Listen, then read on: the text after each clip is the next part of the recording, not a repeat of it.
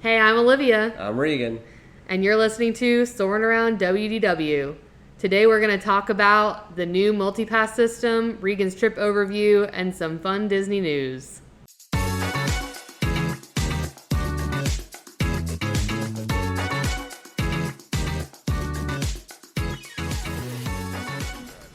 All right, so Disney news. We'll start with some news. There's not a whole lot this week, at least that I've seen, that's super important.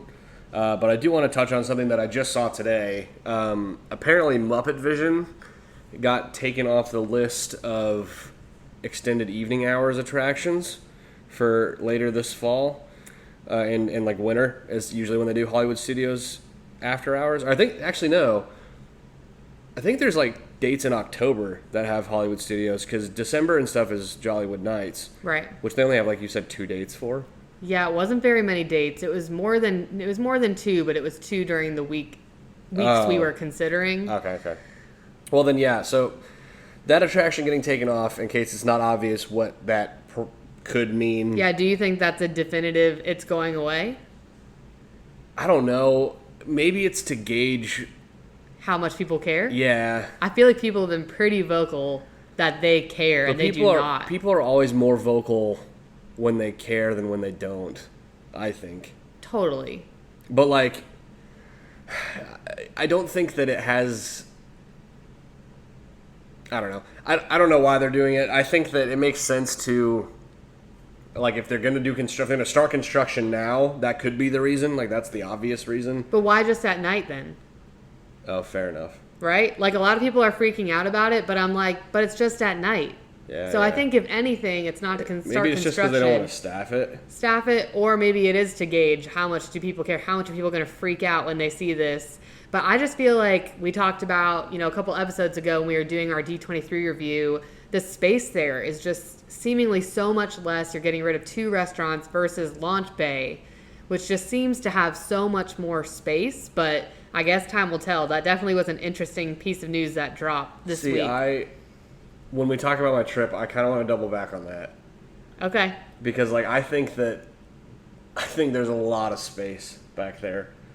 Okay. Let's circle back. But we'll circle back to it. The other piece, so this week also, while I was in Orlando for vacation, 2 people attempted and finished the Every Ride Challenge as of I think they're the first completions with the new system. Yeah, with the new system. And so congrats to Kenny and WDW Rider. I followed along all day while I was also at the parks. I looked around for them everywhere, never saw them. But it was really cool, specifically their 2 runs, because they both, I think, started the same, but completely took different paths right off rip. As soon as they left Animal Kingdom, or as soon as the first 2 rides I think were over, they split paths. And so Kenny ended at Hollywood, whereas WDW Rider ended at Magic. And it's Magic. I know Magic had extra evening hours because I was there until close that night, and normal park close. But I don't know what Hollywood Studios had. I couldn't check the hours after. It was too late for me to check it after. But Kenny was his last ride was posted at 12:30, so they had to have had something going on that night. Yeah, that was interesting. But awesome for them to show that it's possible, and just to show with the new system you can still get things done. So We're definitely going to get into the new system, opinions, history, what we like about it, how it'll affect the challenge. But yeah, cool for them. Yeah. Last thing, so Jungle Cruise is apparently closing for a 2-month refurb. I didn't see the dates, but I think soon. Yeah.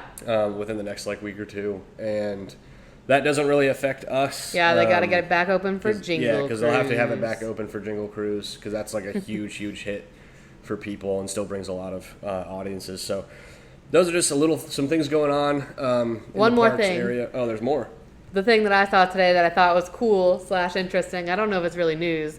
Did you see that Jared Leto was at the parks on Friday and rode Tron because he's going to be in the new Tron movie? I saw the Instagram post of his. I think I saw it while I was there, and I was like, is he here right now? Yeah. And But I figured that they would post it later than when he was actually there. Well, he was doing concerts. I'll have to look at the exact date, but I think his concert was on my birthday. Yeah, so because I was originally going to ask to like go to that concert for my birthday. So that was on the 24th. So he was probably there. He was there. It said 23rd, and it said "See you tomorrow, Tampa" in his post. So I think he was there like almost the exact same time as you. So you would have been in our hometown during the time that he was at Disney. But I think it was like literally the Friday before your birthday. Nice, which is so cool. That is cool. Yeah. I really like 30 Seconds to Mars, or at least I did like back in the day. I haven't heard a lot of their new stuff. I saw them back in the day. But I'm not crazy about the movies that he's done.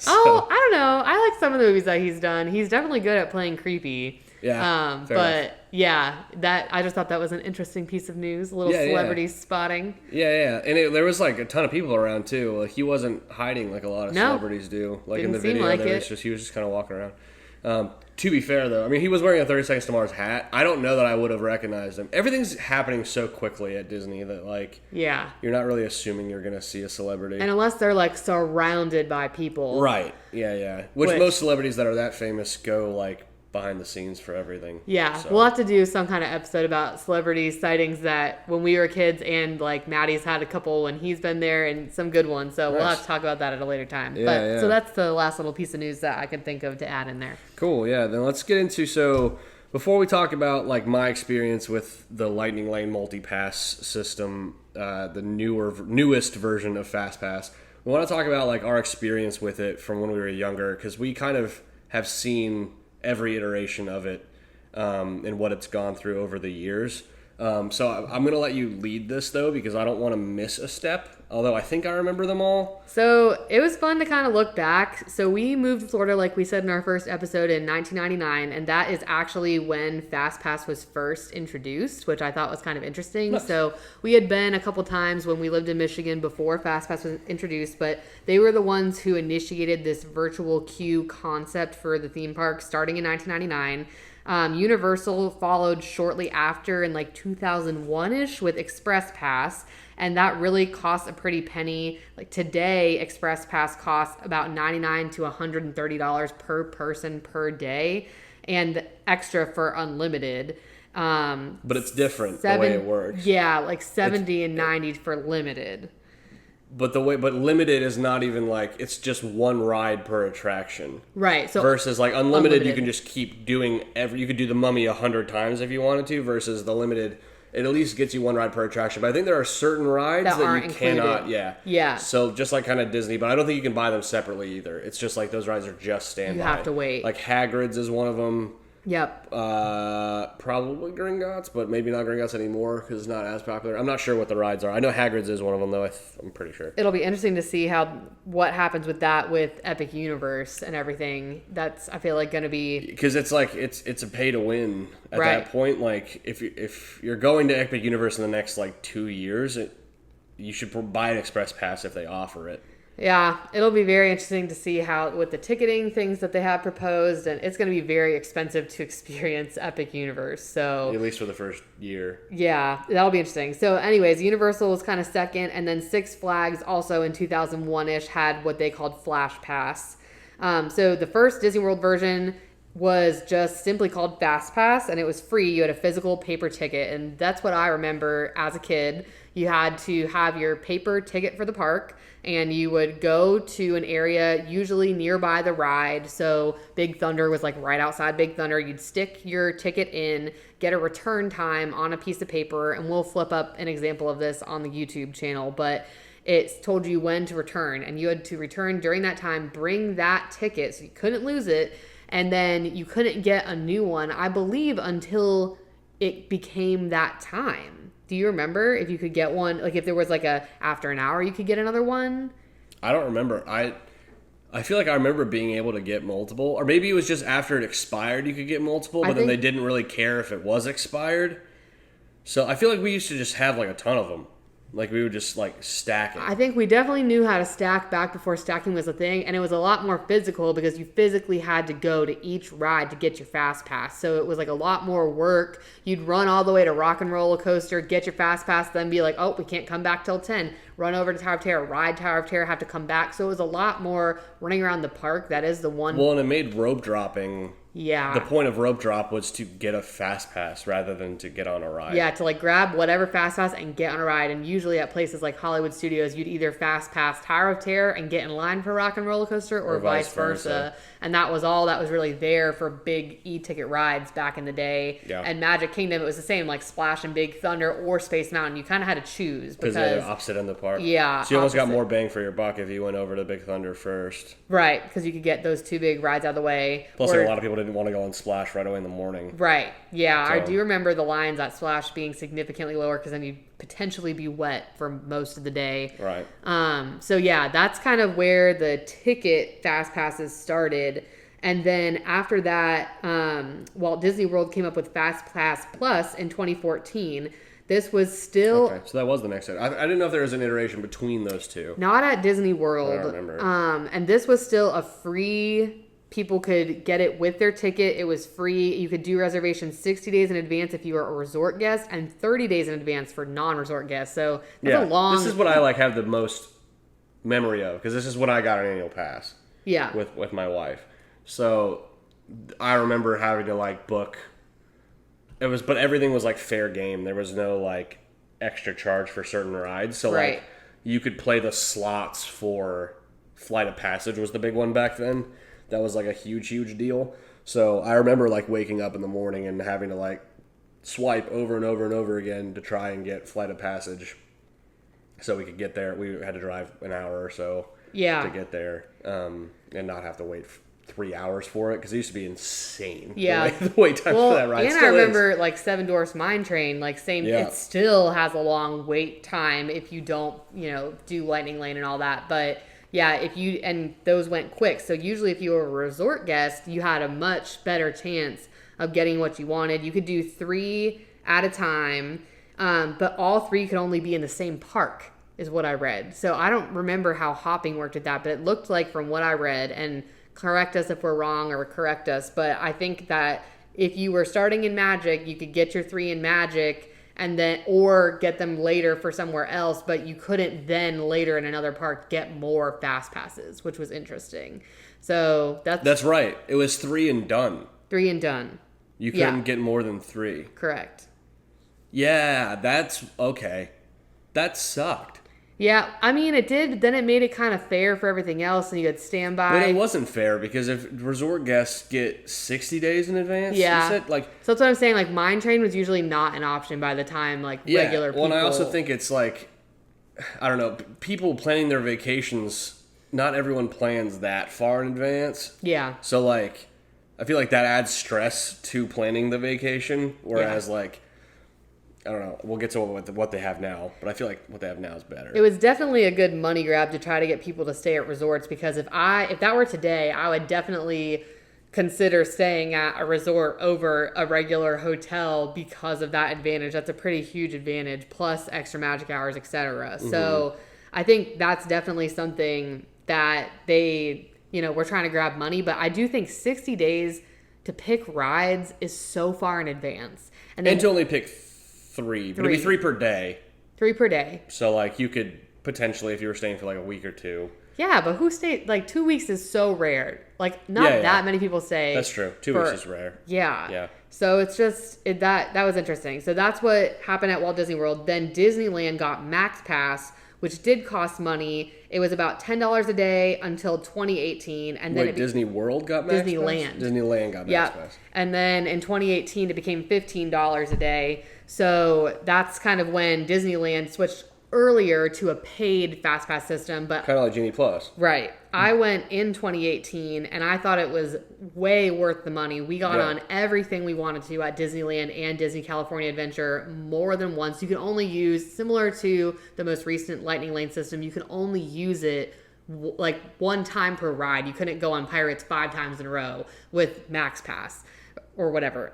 But you could get on just about everything with a Max Pass. So I really liked that system at the time. Yeah, I went that same year to Disneyland. And we went between Christmas and New Year's. It was packed, at capacity packed. And we still got on everything. Yeah.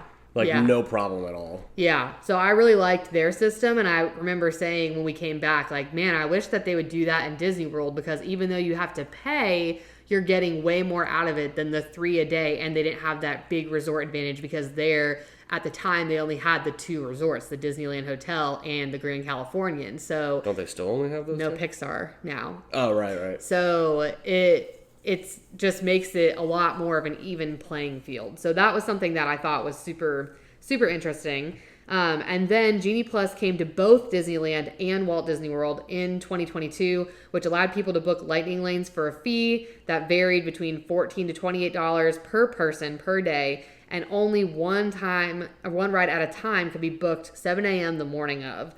Well, and it's important to know that $14 to $28. So 14 would be like Animal Kingdom, and exclusively Animal Kingdom, versus the 28 would be the Hopper, Magic Kingdom, and the Hopper. The Hopper and Magic Kingdom were always the exact same price. And then you had individual Lightning Lanes, which were a cost on top for the big e-ticket rides that weren't listed in the Lightning Lane system.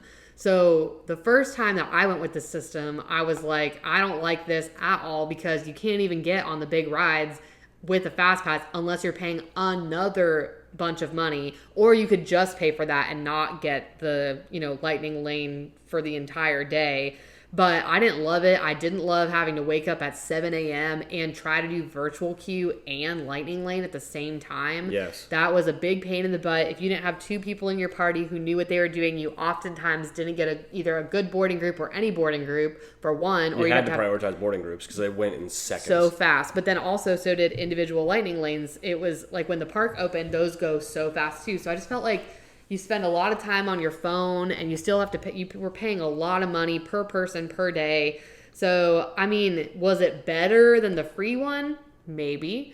You could stack. Once we learned more about stacking, that was cool. You could get a lot per day if you knew what you were doing. I think the 2-hour time limit between grabbing them so that you could stack with the 2 hours was too long. You couldn't stack, effectively. Yeah, it was difficult. Without the glitch. Yeah. Which we can talk about now. Yeah. Because now that it's gone. So talk about the glitch. Okay, so there was this glitch specifically for Hollywood Studios that is now gone, and I don't believe there's another version of it that exists, but if there is, I don't know what it is, so good luck Disney finding it.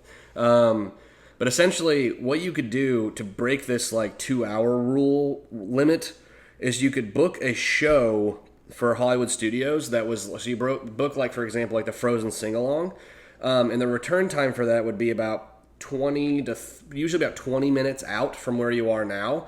And unlike rides where you have an hour return window, these shows you only have the time the show is to return to it. Mm-hmm. And so once that time hits and it's expired, quote unquote, so say it expires at 12:20 p.m. Once 12:20 p.m. hits, you can book another show, and then that first show that you had would still be there, so you could go in and modify that show into a ride, and then you could literally just bounce back and forth between Disney Junior and Frozen, and you could literally stack all of Hollywood Studios within an hour. Yeah. And trading them out for rides. Right, by trading out shows for rides. During a challenge, this was really, really useful. I only got to use it one time in my run in May, and I literally just learned it 2 days prior, and it was super, super helpful. But I think that it's no longer needed, and we'll talk about that in a little bit as well when we talk about the new system. But that is one glitch that was super, super helpful that is now gone. And then the other piece that Disney Genie Plus had that no longer exists with multi Lightning Lane. What is it? Lightning Lane Multipass? Yeah, Lightning Lane Multipass. Was the golden ticket glitch, which I got to test this last week, that it is for sure gone. So now I'm confident to talk about it. A user on Twitter, I think named Brad, had called out that it was gone, and so I just wanted to test to make sure. Yeah. And I got an opportunity to test to make sure. So essentially, the day before, so let's say Monday, if you're on a ride that breaks down as the park closes, oftentimes they'll give you a multiple experience pass for any of the 4 parks for the following day, because the park's closed, you can't really go on anything else. It's just a way that they make up for it. Then the next day, if you booked a Lightning Lane for a ride, say it was Remy's Ratatouille Adventure for 8 p.m., you could go in to Epcot at 9 o'clock in the morning, right when it opens, and you could use a Lightning Lane at that thing because it would detect that you have the multipass for all 4 parks, but it would not take away the multipass. It would take away the FastPass that was for 8 p.m. So you could essentially just make any FastPass for any ride at any time and scan in at any time for the entire day. Super, super broken for the challenge. I think it's completely unfair that it was even considered legal and not cheating for the challenge because it's completely RNG driven, completely random whether or not you get it, and B, for people that buy a 1-day ticket for the challenge, they don't have the even potential to be there the night before and hopefully a ride breaks down. So it did happen for us this last trip, and Rise of Resistance broke down as the park was closing, and so we got that multiple experience pass, and I tried it the next day. It does not work. So anyway. So yeah, these were a couple of glitches that we figured out with time and experience with the old systems. So obviously now, as most of y'all know, this year they changed just a couple of weeks ago to a system called Lightning Lane Multipass, which they are changing this name so much, and the name is just getting even more confusing because they're interchanging the old name with the new name, and it's just too much. So now they allow people who are staying on property, so at Disney resorts, to book 7 days in advance. And other select hotels. Like the Dolphin, the Swan, those are not technically Disney hotels. Technically, They're right. Marriott, yeah. Right, but downtown Disney resorts do not count. Is that correct? Or do they? No, anything that counts for early morning magic hours would count for this. Okay, so good to know. I'm not 100% sure on that. Okay, well, I'll look it up while you keep explaining. And then all other guests can book 3 days in advance. So if you're not staying on property, you can book 3 days before your planned stay.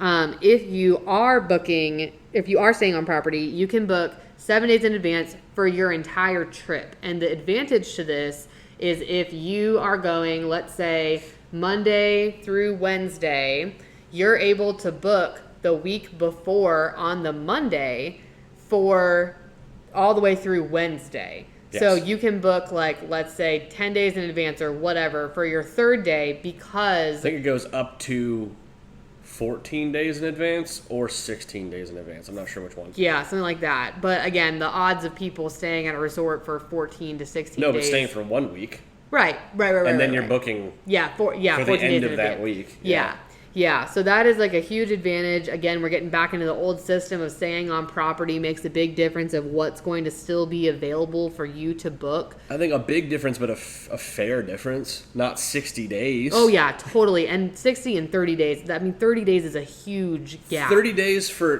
just to dial back on that for a second, 30 days for a local is unreal. Yeah. You do not know if you're going to be going in 30 days. You usually decide that day if you're going to go. Right. So, it was a silly system. Yeah. So this is a little bit better. It's a more fair advantage for local people, but also giving resort guests a little bit of an advantage just for paying the extra money to stay at Disney resorts. And I do think that for us as people who in the past with little children have Airbnb'd because of space will definitely make me reconsider staying on property because of this advantage. Because when we're there, we're typically there a day or two, and I want to be able to get on everything we want to get on. So do you want to talk a little bit about the cost? Yeah, but first I want to just double back to what I said before. So it is Disney Resort Hotels, and then the Swan, the Dolphin, and the Swan Reserve, and Shades of Green Resort. Yeah. So not all the downtown Disney ones do count. At least that's what this is saying. Whereas some of those hotels do count for early magic hours. Correct. So you just have to make sure when you're booking, if you're booking through a travel agent, they should know. But if you're booking on your own, double check, does your resort count for early magic hours? And if they are not on this list, you want to make sure that you are well aware you can only book 3 days in advance. So just something to keep in mind. Yeah, and it is up to 14 days early. So if you're staying for Monday to Monday, you could book the Monday before your trip for the whole second length Monday. of Yeah, stay. for the whole length of your stay. Yeah. And that is still, the pricing model still is per person per day. And approximately how much? We spent, I think one day it was $27 a person. And that's for all 4 parks.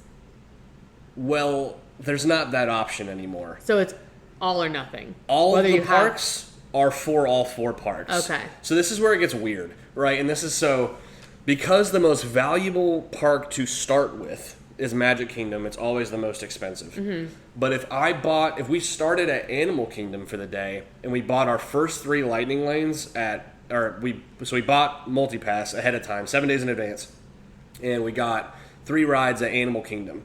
Once we used one of those 3 rides, you can book at any of the other parks. Yeah. As long as you have a park hopper attached to your But if you don't have a park hopper attached and you're only going to Animal Kingdom, it's still the same cost?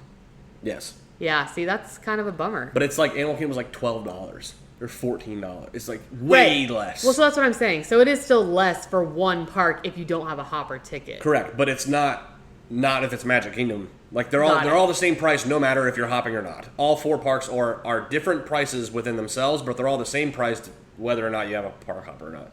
Okay. Does that make sense? I guess so, yeah. So basically, if you're... Animal Kingdom is $14. Yeah. Whether you're staying at Animal Kingdom the whole day or whether you're hopping to a different park later. It's still $14 to start. Because you're starting. So you the still advantage. get Magic Kingdom. Yeah. You could still get nighttime stuff at Magic Kingdom and you only pay that $14. Oh, interesting. Okay, I'm following you now. Yeah, which is really great for like a regular day. Yeah. Not so great for a challenge where you're probably going to be starting at Magic Kingdom. Right. So, especially even if you're not starting physically at Magic Kingdom, you're probably starting with Lightning Lanes at Magic Kingdom. Yeah. So you still have to buy the higher price. So we paid, about $27 a person. I think it was one day, and then the other day was probably $26 as we got later in the week. It did not fluctuate much. Okay. And so we went Sunday, Monday, Tuesday, Wednesday. Sunday, all we did was go into Epcot and go on Guardians. We got a virtual queue for it in the morning and went on it. So didn't do anything there. And then Monday, we slept in and tried to go to Animal Kingdom after sleeping. We probably showed up about 10:30, 11-ish. Mm-hmm. And it was an absolute disaster. Yeah, you said it was so packed. It was so busy. Yeah. Like, Flight of Passage, when I looked before we left where we were staying with our friends, it was like 110 minutes on a Monday where now school has started in Florida. And then by the time we got there, it said like 80 minutes, but it was still outside the line. Yeah. And so I was like, that's long. Like that queue is forever. That's a so long we actually queue. we didn't wait in it. And everything else was above an hour, aside from even Cali River Rapids was 70 minutes. That's crazy. Because it's summer in Florida and everyone's trying to get cool. Yeah, cool. But Everest, we got in line for it. Said I think 45 minutes, maybe 55 minutes. We waited like 20. Yeah. So they were definitely bumping up. They were definitely inflating numbers, which is just something to consider. And that actually was confirmed that night. We went and checked into our hotel. We stayed at Coronado Springs, and then went to Hollywood Studios that night. And we got dinner at Mama Melrose. It was great. And then we waited for Tower of Terror. I think that was the only ride that we did that night. It said like an hour, and we were like, well, whatever, let's do one ride. Like, the line wasn't even, it was outside, but barely, and like we waited, I think, maybe 25, 30 for it. So they were definitely inflating the wait times that Monday.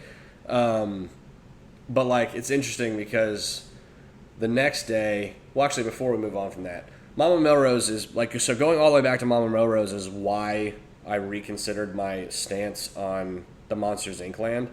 Being back there and seeing the show building from Muppet Vision and the store that they have back there that's literally not even open. Yeah, it hasn't been open since COVID, I don't think. No, it was open when we were there, was it not? No. Oh, they said they opened it for Christmas. Oh, interesting. I was like, what a waste of space. Oh, so maybe it was to only have open for Christmas. Yeah. And nobody was in Pizza Rizzo. Yeah. Like, Mama Melrose was popping. Yeah. But they could just retheme that or something, or even just keep it the same and just retheme the outside. I don't know. Do you think they'd make it like the sushi restaurant? But I hope not, because I don't eat sushi. Yeah. But yeah, they could do something like that. And so, but I think they'd be more likely to do that with that corner restaurant. That's like the bar. The bar. Yeah. Yeah. Next to Sci-Fi. Yeah. But anyway, I think that area, like when you stand back and you look at it from the angle that like the concept art was, it just makes sense to me. Like, I just feel like that's gosh. just where it's going to go. I feel like people are going to lose their minds and riot. But if they have another plan for where Muppets is going to go, they might not. Would they move it somewhere else? Hall of Presidents. Hall of Presidents. Make it a Muppet show instead. I mean, I'd be down. Yeah, I mean that was another DSNY newscast, kind of like made a hopeful wish about that. Like if they're gonna get rid of Muppet Vision, it's like only okay if they move it somewhere. If they move the Muppets somewhere else, since they already had that like semi-show that was like out that would be in the windows of those buildings in Magic Kingdom. It's like, I mean, it makes sense to do it there. Nobody ever goes in Hall of Presidents. Like, no, sorry about it. So like, yeah, I mean, you're already getting rid of basically the entire identity of that area. Yeah. Just change that also. Okay. Well, I'm curious what the people would think about that, but that's an interesting concept. I mean, yeah, I guess it's fine. Pizza Rizzo, I loved when that was Pizza Planet. I can't believe they did not make a Pizza Planet in the new Toy Story Land and like really go in on it with the games and everything. It used to have that some when it was Pizza Planet and they had the big claw, but like they could have done it way better and it stuck with the theming over in Toy Story Land. But when they rethemed it to Pizza Rizzo, it's just not the same. No, it's just bad quick service pizza. Yeah. Like that's it's just kind of not great. It's not really a themed restaurant. But I do love Mama Melrose, so I hope somehow that lives on because that's one of our favorite sit-down restaurants. That was definitely like we had two sit-down dining experiences. Both were Italian, and like that was definitely better. We went to that and Tony's while we were there this week, and Mama Melrose was great. We were really, really happy with it. Anyway, so Tuesday was the first day that we used Multipass. And so I had pre-booked, this was like intended to be like a gathering data morning for what Olivia and I's run will be in December. And we started the day with, so I had booked Space Mountain, Pirates, and Haunted Mansion. And so when I booked those three, that was when I learned about like you can't overlap with dining and all this stuff. So that's just interesting tidbits to know. And then, so just to get a broad understanding of how this system works, it's like I booked, so I thought that it was going to be, because everything I've seen online is like after you use one, the next one you get is going to be for like 8 p.m. And it's like, it does default to that a lot of the times. Like, it'll be like, oh, you want to, after you use Space, it's like, okay, well, you want Jungle Cruise? Well, here's one for 8 o'clock tonight. And it's like, okay. But you can sit there and you can modify the time. And you can abuse that system. Like, just like you could with Genie Plus. You just found out that you have to be on your phone, be patient, and keep trying. Yeah. You have to play the slots, which like is an Ear Scouts term of like you essentially just keep swiping and keep trying to get rides. Like, I mean, we got through. So we started Seven Dwarfs, then did Peter Pan, and did both of those standby. We were not first at rope drop. I was not getting my wife up that early. It just wasn't going to happen. But we still rope dropped. Mine Train took a lot longer than I would have hoped it would, but like still, Peter Pan was pretty quick. Then we went over and did Pooh. We walked right on Pooh. I did Teacups while she went to the bathroom. And then we went over and did Tron. Got called to Tron, walked straight on to Tron. Didn't wait a second. That's there was literally no one in line. But you're boarding group number one. Boarding group 1, yes. So as long as you're quick. The master. Yeah. Boarding group 1, so we were called like before the park was even officially open. But we got on Tron, then went on Space, then went on Astro Orbiter. Astro Orbiter actually is kind of what slowed the momentum down because there's no Lightning Lane now for Astro Orbiter where there used to be. And that painful elevator. Yeah, and so like if there's any groups ahead of you, you're waiting like 10-15 minutes. Right. Then we went on TTA, Lightning Lane Buzz. I didn't Lightning Lane Jungle Cruise, but I Lightning Laned. Used my Lightning Lane for Pirates. Went on Tiana's with Lightning Lane. Snagged a Lightning Lane for Carpets. Big Thunder. Oh, Carpets. I did get Carpets while I was in line for Jungle Cruise. And then got Tiana's, got Big Thunder, got Haunted Mansion. And then at that point, my wife was tired. So more than half a dozen lightning lanes just in the morning. Yeah. That was by like 11 o'clock. Yeah. And we were not trying. Yeah. Like we were really we were walking. Yeah. But just shows how possible it is with this new system. You're not done after 3. Right, and so like because we went back to our hotel after that, and we like went to the hot tub and like hung out and like rested a bit, and we were going to Hollywood Studios that night originally to see Fantasmic, but I had just decided to book Lightning Lanes for that night for Hollywood Studios. So we walked into Hollywood Studios with Mickey and Minnie's, Slinky, and Rock and Roller Coaster, and by the time we got there probably at 4:30-ish, and so Mickey converted because that broke down, but like we would have gotten on Mickey, Slinky, Rock and Roller Coaster, and then I was able to book a Mania, a Tower of Terror, and Star Tours, obviously, because Star Tours is always, but like easy like that while I was physically there, I was able to book all those rides for like 10-15 minutes. You just have to be patient and check and check over and over and over and over and over. And like, it's not the best way to experience Disney, like to be on your phone constantly. I get that, but like when I was trying to gather data for this challenge, like I gathered enough data to be like, okay, this is possible.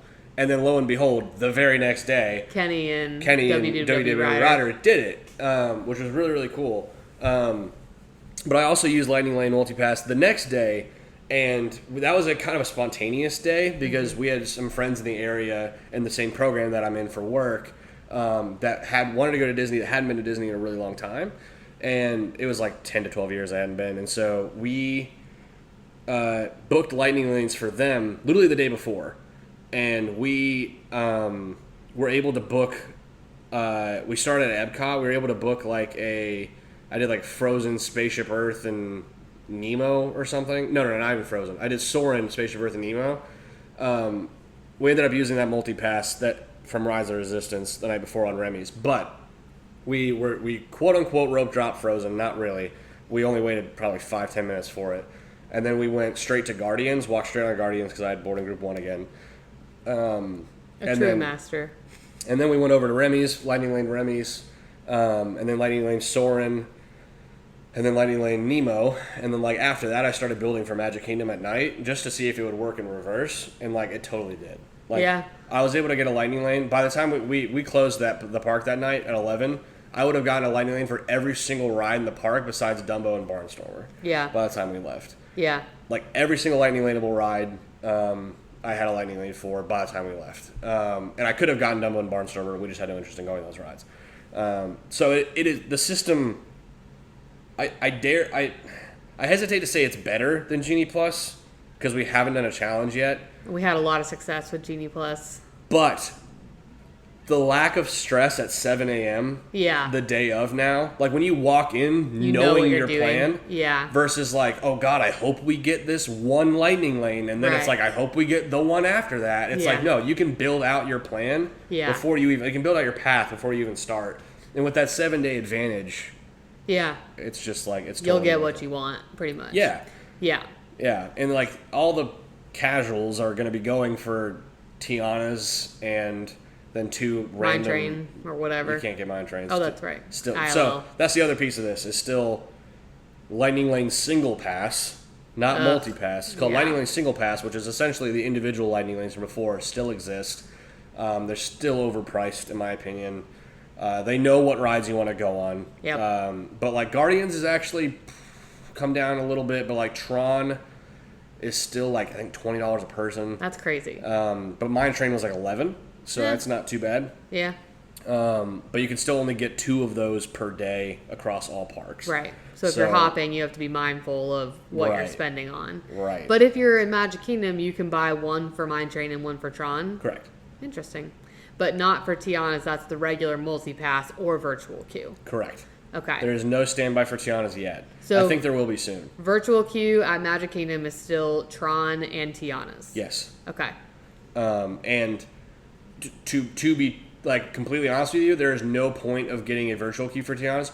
I can't even tell you. So we went on Tiana's twice this trip. We had Lightning Lane both times for it. The virtual queue line probably was pushing like an hour to an hour and a half. That is crazy. And like that's like all these people I felt so bad. I literally told my friends as we were walking by, like, does this make you feel weird? Like, it feels like you're cheating. Yeah. Because you blow by all these people that probably fought for their lives to get that virtual queue. Yeah. Like, and then like the line doesn't move that quick because like Splash Mountain doesn't have a lot of capacity. Yeah. So like it takes forever. But then they did change the merge point of the Lightning Lanes, which I was kind of mad about. It used to literally merge like right at the boats, like right before when you're you got almost on on the bottom before you get outside. But now like that cave that it used to merge at the bottom of. Yeah, merge at the bottom of it now merges at the top of, and so you still have to wait for probably 10-ish minutes. Yeah, not terrible. But not bad for a brand new ride. Yeah, the problem with that for the challenge is the breakdowns, and it's still a long ride to ride, plus adding 10 minutes of waiting. Right. So the first time that we went on, both times I will say, nothing was broken. Oh, okay. 0 animatronics were broken. None of them were T-posed. They were all doing what they were supposed to be doing. The second time we went on it, though, I started to figure out, I think, why it breaks down all the time. So, like, it just got to the point where, and I think it did this on Splash Mountain too, to some extent, but like there was just like a traffic jam. Yeah, at the end. Like every room. Oh, like every time that there was any kind of like stop, where they could stop boats, like before they go down a drop or whatever, there was a line to go down that. So it kind of took away from the experience the second time. But like I feel like if they get too far backed up, then it breaks down. Yeah. Because now you have all these queues that are tripping with all these, because every room has an animatronic that it's like, as you're going by, it's like, hello, blah, blah, blah, blah, blah, blah. And it's like, just put them on a loop. Yeah. Like, it's not that deep. Yeah. Like, that's the thing about, like, this new interactive, like, characters that they're doing. Like, they look really cool. It's a cool idea, but then it is so easy for them to, like, get off, and then you just don't. You have to, back up, start over, it crashes, it doesn't work, and then you got to evacuate. Like, I've heard of so many people that have gone on this that they have to either be evacuated or they sit on it forever, or it breaks down at opening, it's not working or whatever, and you have to go back later. It's just, like, so inconsistent. Yeah. So, now, Tiana's. Yeah. While we're on it. I'd give it like a 6 or a 7. I don't know that I would have rated Splash Mountain that much higher than that. Like, probably like an 8, maybe. But Splash Mountain was never an attraction that I was like, we have to go on this before we leave. Because, like, I lived there. I never wanted to be soaking wet all. Like, it just didn't make sense. Tiana's still remains that to me. Like, when Steph and I go, it's not going to be a priority ride. Yeah. The exterior scenes are very lazy. In my opinion, they just didn't change much about the exterior. They just added some leaves. Like, besides that very, very first where you're like coming around that corner, where you can see the castle. Yeah, like that little bit is like it's like full of water now and stuff. It looks very different. But like every other exterior scene is just the same walls that it was for Splash Mountain. They just added like a little bit of leaves or flowers, or like it's like a whole scene of like vegetables because you're getting ingredients for the garden, but it looks literally like it could be a scene from Splash Mountain.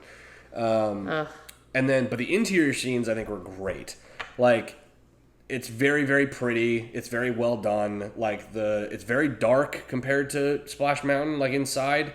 But it's a really cool vibe, and really like relaxing and nice to go through. The only ride that the only scene that I think was bad, like is bad, was the very last scene before you go up the lift hill. That used to be very like suspenseful, and like there's tons of animatronics in that room. They're all like spitting water at each other, and they're in the water. There's boxes and crates everywhere. And now it's just kind of like this boring room with like colorful mushrooms and no animatronics and a screen, which I hated that screen. When I came around that corner and I saw it's just like her and some character, I forget the name of, like little companion character on the screen, like there's their faces and they're like dancing or whatever, and I was like, no, this is awful. And then you go up the lift hill and it's okay. Yeah. And then the finale is great. Okay, that's what everybody says. The finale is so cool, but the rest you of it, you go through it at Mach speed. Oh, it's so fast. It's so fast. Like everything else in the ride feels like you're like dragging. Yeah. You're and it's like they just like kicked it up to 15 at the end. Yeah, like you fly through it. Steph was so mad.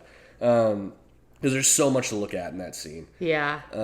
That's such a bummer. Yeah. I'm looking forward to going on it hopefully in December when we go, obviously, for the challenge. But I mean, I am a big Splash Mountain girl. I loved it so much. Something about it, the nostalgia, definitely. And I love Princess and the Frog. I really wish that they would have either stuck to the movie theme or done something else, but with more of the characters. I just feel like they could have taken a little bit more time, spent a little bit less money on these really fancy animatronics, and put more work into what you see. Similar to Frozen, how we were talking about last time, where yeah, they rushed it, and then there's so many empty spaces, and they're not going to close it down to put stuff in those spaces and spend money on that. So it just is especially because it's wildly popular. Yeah, already. So it's just a little disappointing that they didn't just put the full effort. Like when you go on rides like Pirates of the Caribbean, even Peter Pan, It's a Small World, Haunted Mansion, you are looking at stuff constantly, the details, the hidden things, the little things you didn't notice before. Yeah. That is what makes the Disney rides with the old school Imagineers.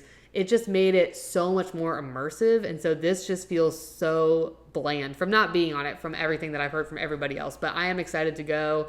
Like I said a couple episodes ago, my daughter, who's 5, loves Tiana. So does my 2-year-old. But my 5-year-old is very excited about this. She never went on Splash Mountain. She'll never know what Splash Mountain was, unfortunately. She doesn't know she's missing. So I think, it could be cool. But I hope that it's not, again, we don't love getting wet either. I did love going on Splash almost every time, so it's going to be a big changer, but will save us time if we don't love it and have to go on it every time, I guess. Right. Well, and right now it's such a pain to get into.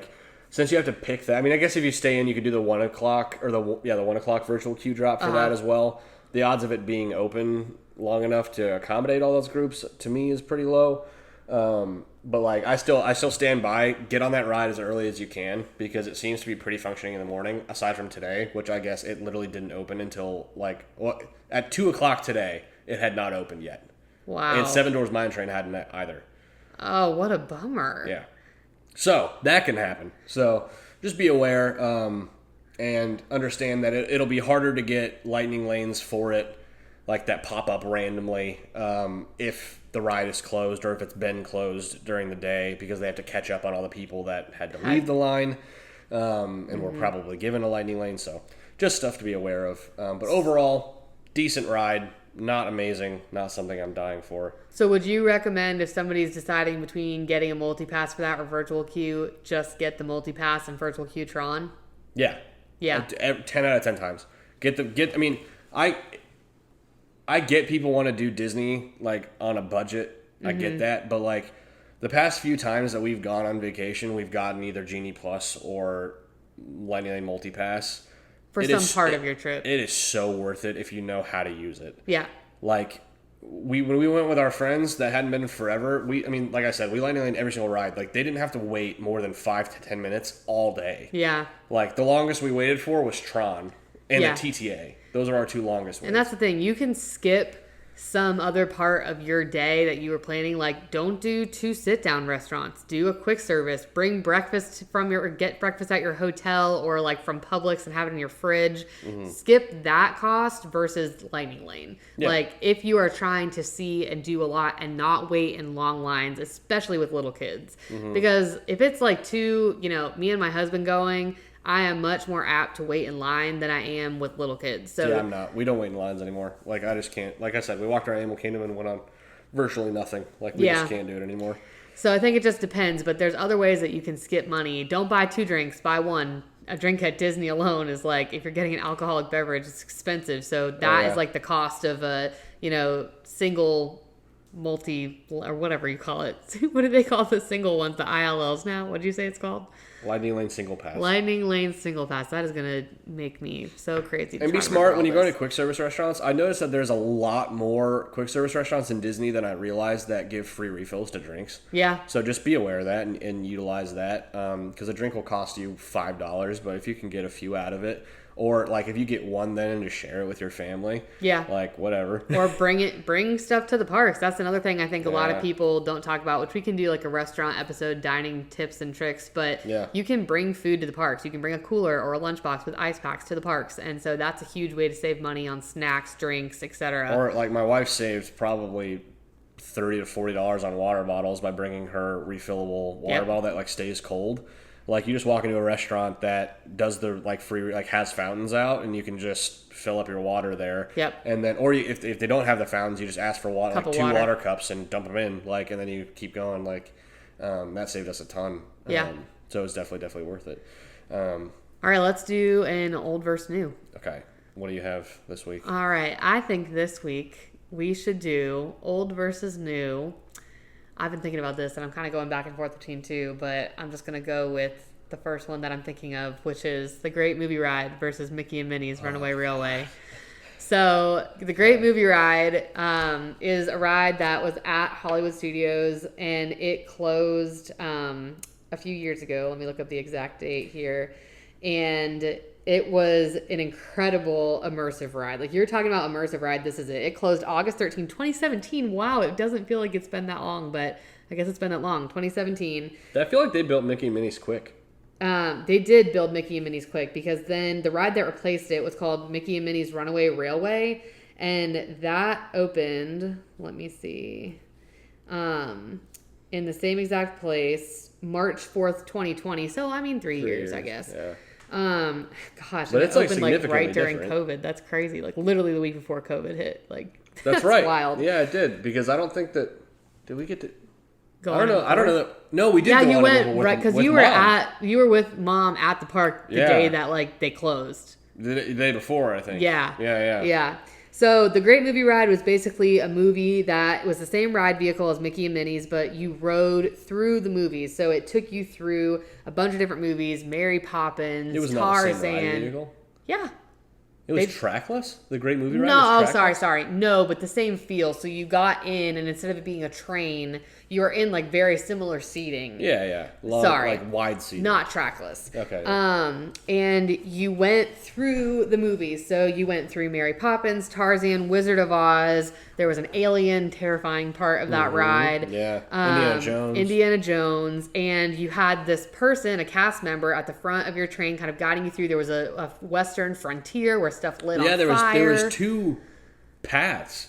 There was 2 like possibilities that it could be. Well, so they changed it throughout the years, and we'll have to talk whenever we get to do this with Dad a little bit about why and the history of what. But so they used to have this area that set on fire, and the guy would hop out there and become a part of that movie. And then I don't know if something happened, somebody got hurt, but they stopped hopping out there. And it would sometimes light on fire, sometimes wouldn't, sometimes they'd just be shooting at each other. You'd keep going, but usually the guy got out at Indiana Jones. And that's where he would hop out, climb up, and then trade. Yeah. No, they would trade back there.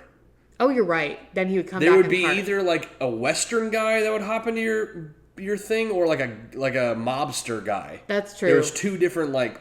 Oh yeah. There was like an A show and a B show that you could get.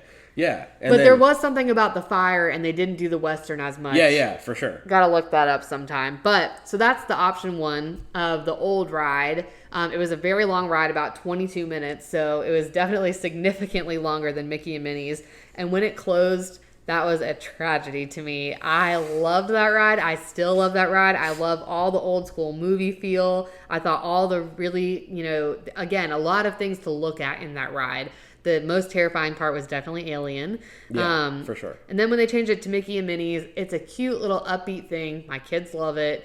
But it just feels so fast. It's a fast, it feels like it's over very quickly.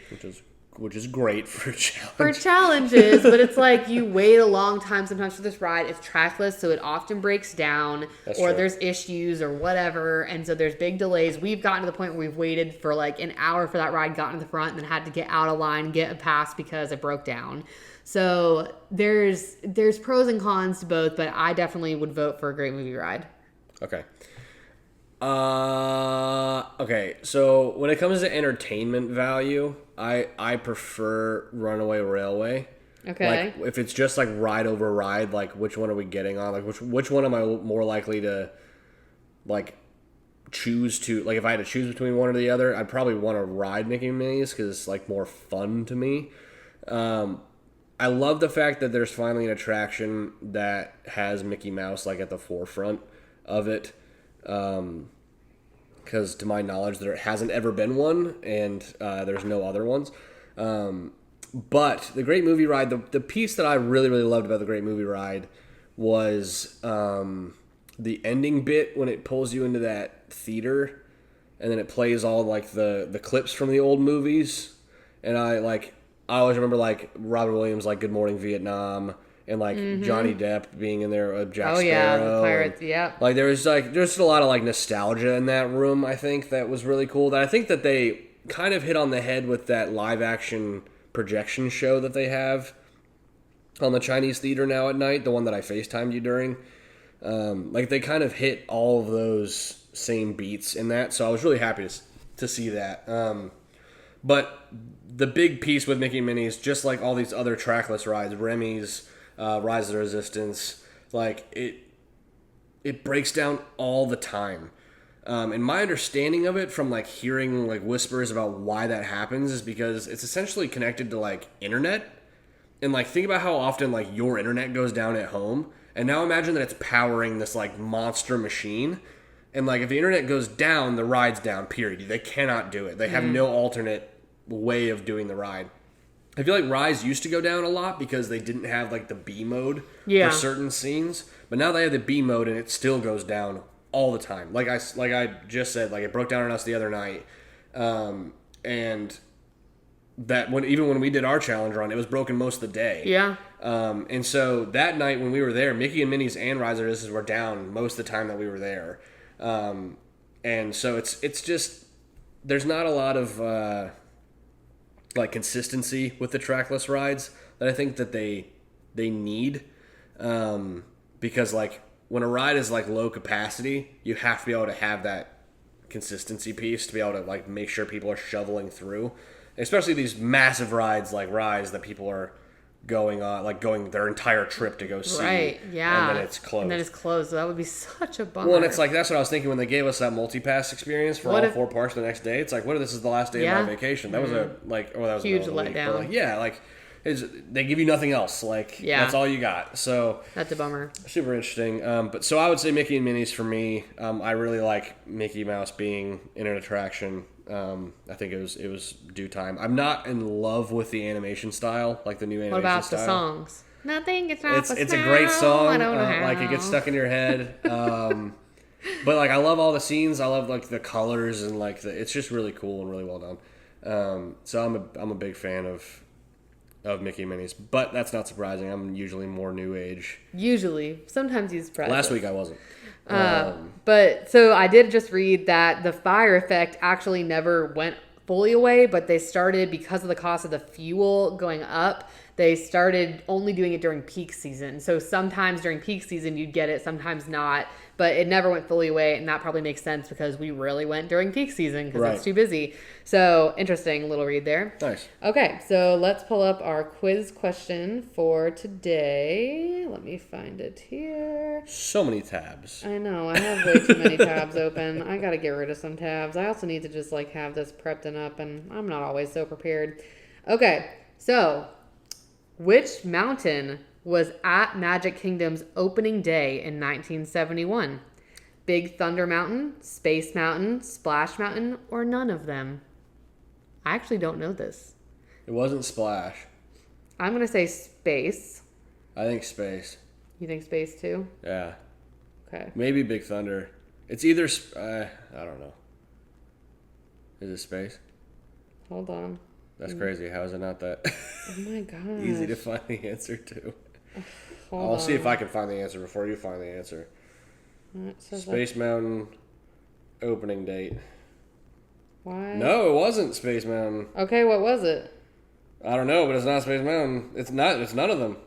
It's none of them? So Space opened January 15th, 75. Uh-huh. Big Thunder opened September 2nd, 79. And Splash? Splash was like in the 90s, I think. Oh my gosh, so none of them were open. Why did I think Space Mountain was there? 75, so 4 years later. That's crazy. 89 is when Splash opened. Okay, well, we both were served today with the questions. Yeah, so Space and Thunder both outlived Splash, which is unreal to me. That is unreal. Even though I'm a big Big Thunder fan. Big Thunder's great. I love Big Thunder. That roller coaster aged so well. It's long. But it's Space fun. is starting to not age super well. It hurts. Space hurts. Yeah. Space was hurt. Like, we were in the back the first time we went on it this time, and I was like getting like just absolutely tossed Whipped. around. Yeah, it hurt. Yeah, the older you get, the more that one really hurts. But nothing will ever compare to Matterhorn. Matterhorn. Oh gosh. Matterhorn broke me. Yeah. Matterhorn is Matterhorn's the ride worst. vehicle is the same as Space Mountain, for those of you that haven't been on it. Without padding. Without the padding on the seats. Ugh.